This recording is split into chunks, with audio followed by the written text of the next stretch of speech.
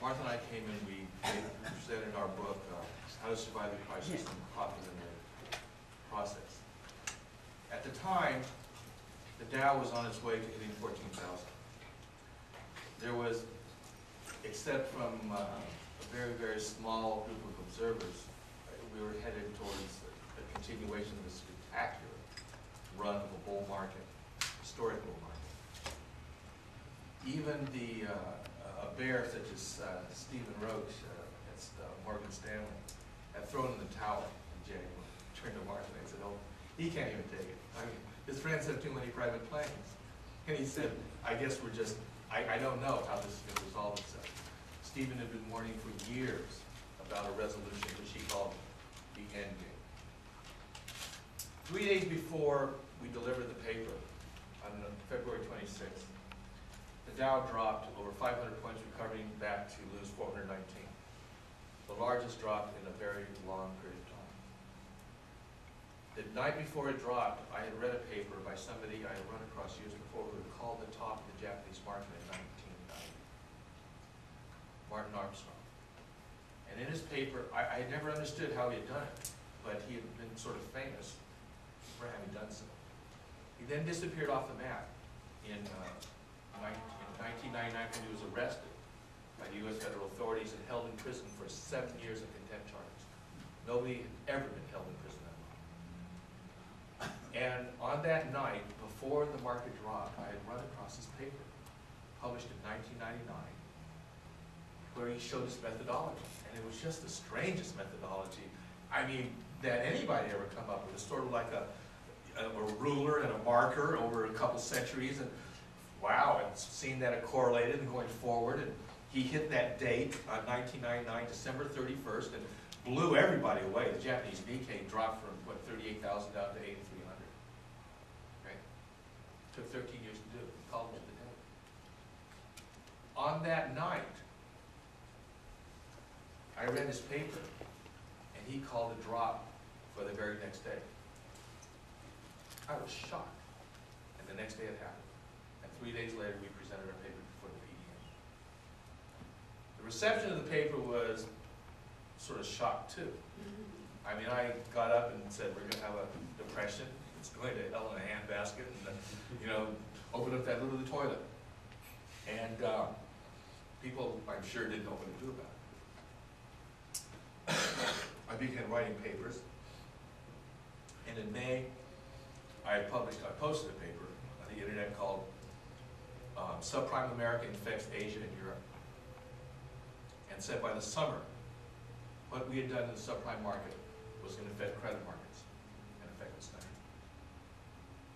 In July, $2 billion hedge funds at Bear Stearns collapsed. Absolutely collapsed. In August, contraction started in earnest. Shocking. They hoped that September the markets would recover. They held a little.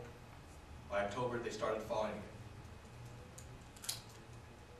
This January, $6 trillion of value was lost in the world markets. It is accelerating. I'm not here to predict what's going to happen today. I did that last week in Dallas. Gave an hour-and-a-half talk on my sense of where we're headed, because things are a lot clearer now than they were last year. Last year was purely conceptual. Now it's actual. I had no idea what a constant proportion debt obligation was. I don't think very many other people do too. But it's going to affect all of us. But I want to just come up with a little quote here from somebody who very few people know about. His name is Barton Biggs. And Barton, he looks like his name. I mean, he looks like his name. Barton Biggs, right? And for 30 years, he was with Morgan Stanley, ran the research division. When Barton left Morgan Stanley in 2003 to form his own hedge fund, he was chief investment strategist at that major Wall Street firm, the smart boy of the smart boys. He left his firm to form his hedge fund, Trax Partners. In 2003, Barton said stock market's going to come up by 50%. They had dropped significantly after the 2000 collapse, and they pretty much did. 2008, last month, Barton published a book called Wealth. Where is it? I think it's, I'm not sure the name of it. But he published Wealth, War, and Wisdom. Just published a couple of months ago. And this is Barton's, some of the things he said. The rich get complacent, assuming they will have time to, quote, extricate themselves and their wealth when trouble comes.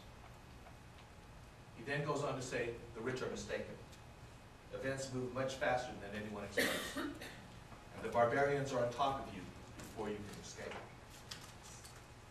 And the last pages of his book, this is what Barton says. This is advice from one of the wealthiest men in New York.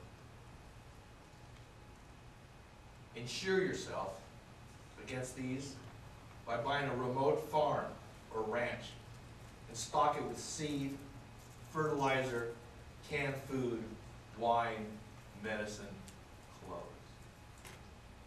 Now, I want to tell you something. I just saw a picture of Barton. I think he's like me. He's never planted a thing in his life. I think Barton out there in his farm is going to be as much trouble as I'm going to be on somebody else's farm. And then he adds at the end to give his point a little more emphasis. A few rounds over the approaching brigands' heads would probably be a compelling persuader that there are easier farms to pillage. This is Barton Biggs. This is a guy. All right? And so, what I want to say is, things are changing very, very rapidly. The fissures have started to appear. And I think they're going to increase in scope and in magnitude. And I want to speak today why this is so.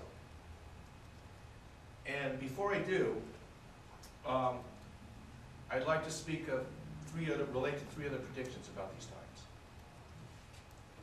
The first one is Marshall's dear, dear friend and mentor, Buckminster Fuller. Because of Marshall, finally last fall, he got me to actually read the introduction of Bucky's book, The Critical Path. And in the introduction to that book, which he wrote right before he passed away in 1983,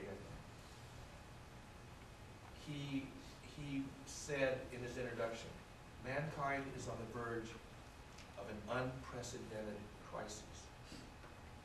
I had a discussion with Marshall last week. I said, Marshall, you knew Bucky. Bucky chose his words very carefully. Very, very carefully.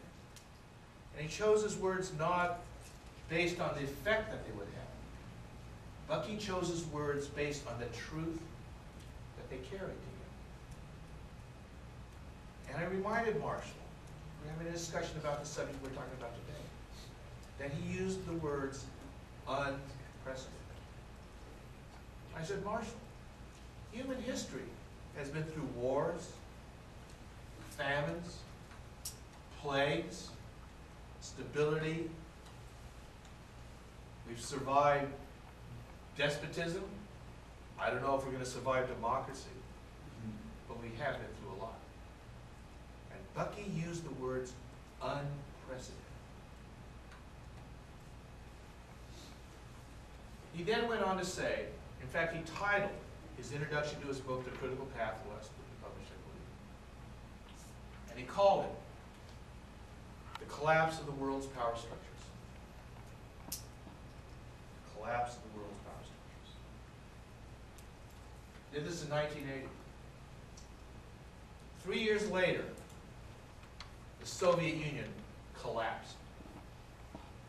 Just went to dust like one of the Twin Towers. And it didn't collapse because of the Reagan's much vaunted military buildup. It collapsed, as Professor Antal Fekete said last week in Dallas, because of inherent economic contradictions.